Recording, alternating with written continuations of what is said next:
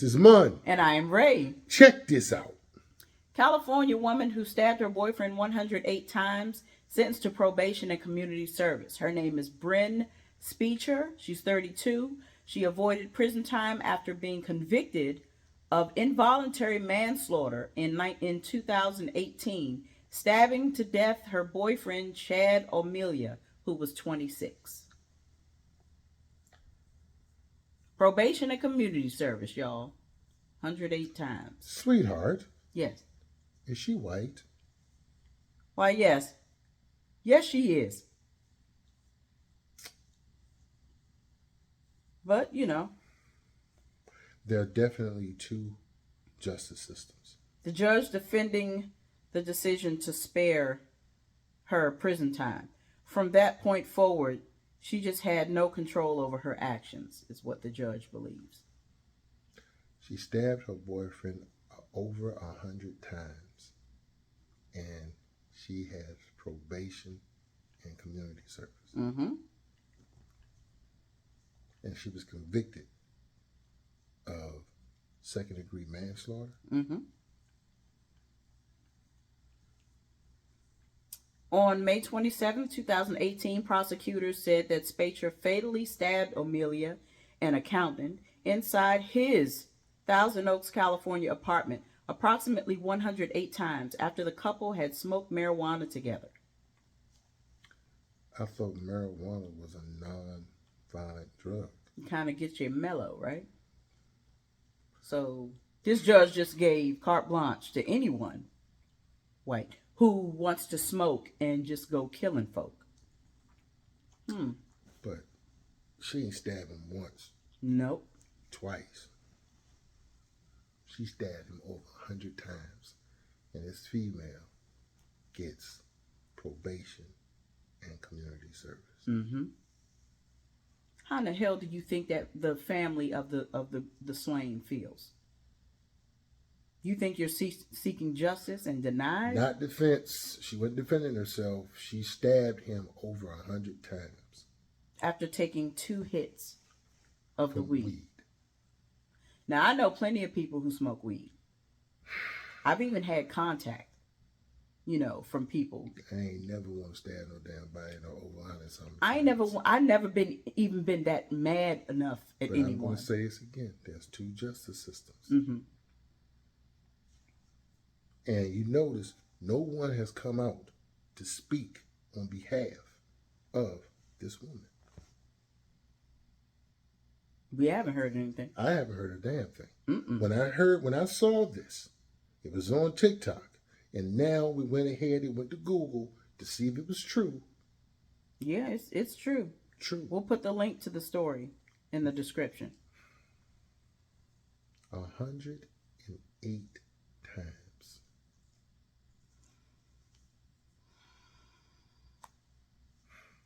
And you know what somebody would say?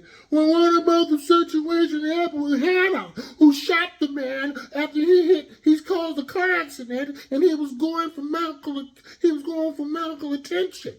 Didn't she get some time? Yeah. Right. Well, how come this woman got off? What she did compared to what that white woman did nothing. Absolutely nothing. She shot him. This woman took a knife and stabbed this dude over 100 times. And the thing is, she knew what she was doing. I'm sorry. She knew what she was doing. And one thing I have yet to hear, 1, about this story, and 2, the fact that no one's coming to her defense, doctor-wise or anything, saying, well, she has medical issues or she's just, because that's the first thing I was listening for. They never came out and said mental illness. Never. They just said that she was under the influence and she couldn't control her emotions by hitting that weed. Now, I just wonder what would happen had he took the same hit and stabbed her. He'd have been locked up for real. Now, we will say the victim, a white male. It was a white male. And we're not saying that, it would have been a difference had it been a black man, or are we? But it, Like it this. was a white male. I'm gonna say this: let a black woman stab a brother 108 times, she's going to fucking jail. Mm-hmm. If a black man stabs a black woman 108 times, he's going to fucking jail. Yep. How is it that this white woman is able to alleviate prison time?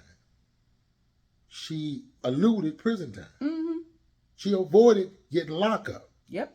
She got probation. I still remember Jeffrey Dahmer and Rayful Edmonds. Yeah. If you don't know who these people are, I'll tell you. Jeffrey Dahmer was the white guy who was a cannibal and he was eating black men. Mm-hmm. That's what this thing, they did a big thing on Netflix about this dude. He got caught. I think they did give him life at first. I really don't know what it was. But when he was in trial, he was not bound. Mm-hmm. No handcuffs, wasn't shackled. Not like no Hannibal nothing. Lecter was. Watch this. When Rayful Edmonds, who, if you don't know who he is, he was a drug kingpin in Washington, D.C. Mm-hmm. Right? DC. Now, this brother, when he got caught and he was going to trial, he was shackled Yes. every time. He was damn near hogtied. Hell, when Chris Brown was going to trial after his situation with Rihanna, he was shackled. My question to you, the viewer, who are you most afraid of? A so-called domestic violence abuser? Drug kingpin? Or somebody that's going to slice your ass up And thinly eat you? with gravy. Come on. Who are you mostly afraid of? Who is mostly a terror? Who's more likely to turn around and yank your ass and slice you and put you on a plate? I just want to understand. Not a drug dealer. No.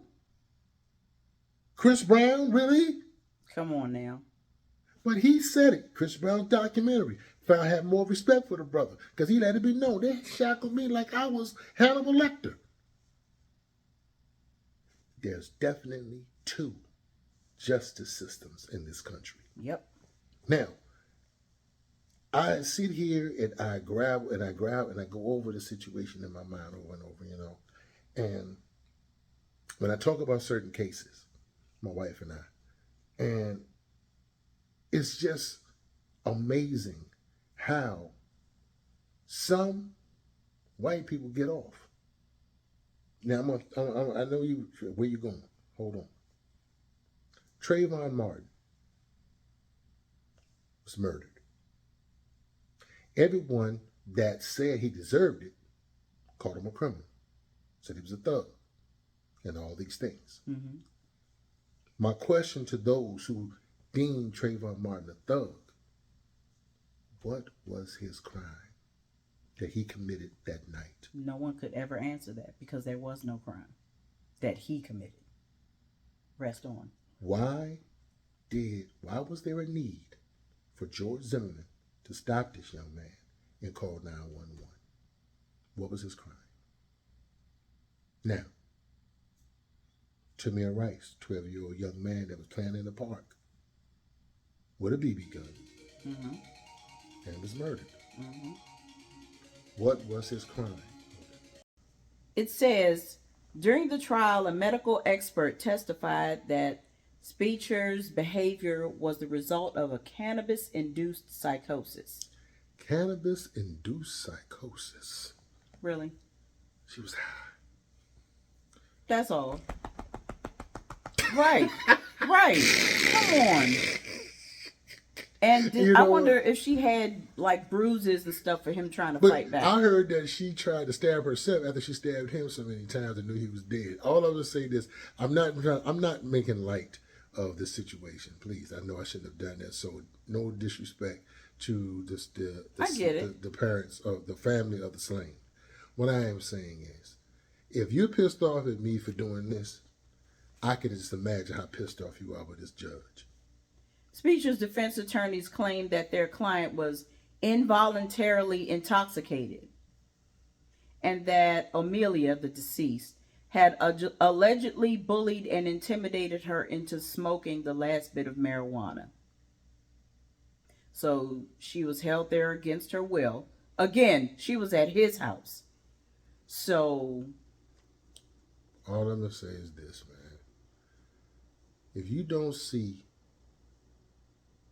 that there are two justice systems,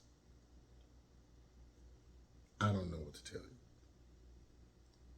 This is a sad case. And this is going to another route. These are the elections that we need to be voting for. Mm-hmm.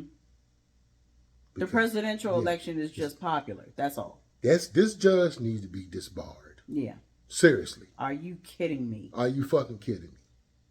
Come on. He need to be disbarred. The judge that took place in the situation of the what's her name?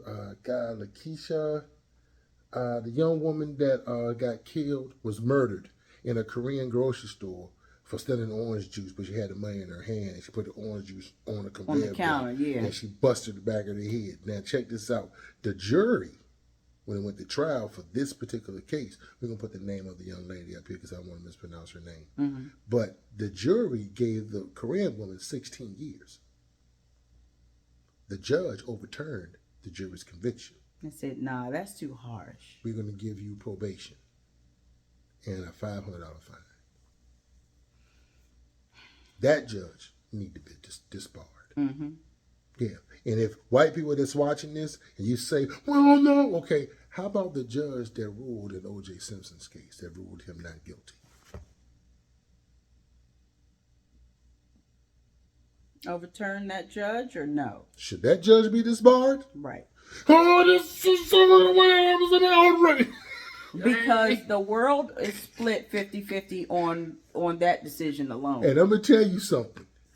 When that trial was going on, hell, I was 25. And I remember that. It was like a TV series.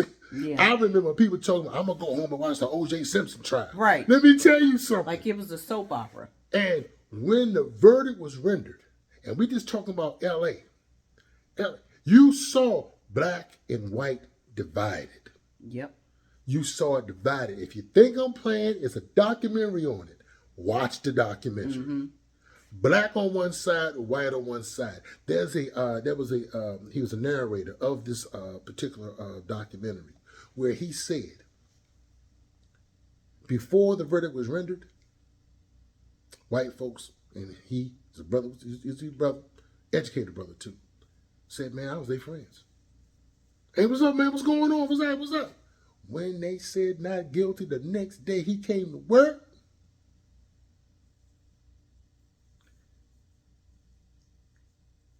They didn't speak to him. Mm-hmm. They had nothing to say to him. Dead silence. He was like he wasn't even there. He said, that's when I knew it's a black world and a white world. Mm-hmm. So all I'm saying is, it's a travesty what happened to this young man. Yeah. But to literally put faith in a justice system that you pay your tax dollars to get a slap in the face, and this is the family of the slain, mm-hmm. that you're literally going to you're going to give this young woman who literally murdered their child, you're going to give her probation and community service. And she didn't just stab him once, even though that's bad. She stabbed him over 100 times. Yes. How dead do you think this man should have been?